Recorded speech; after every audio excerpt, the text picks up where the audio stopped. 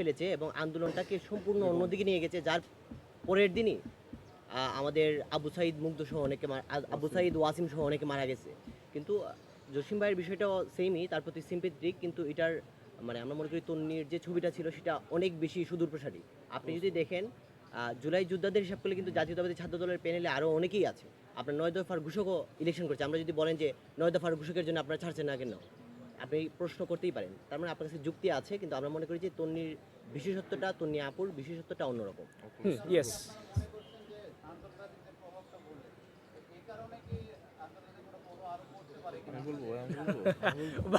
ভাইয়া প্লিজ, যেটা করছেন এগুলোর অনেক উত্তর দেওয়া যাবে ভাই, অনেক উত্তর দেওয়া যাবে। প্রতীকী অর্থে শুধুমাত্র তন্বীর জন্য ছাড়া হয়েছে।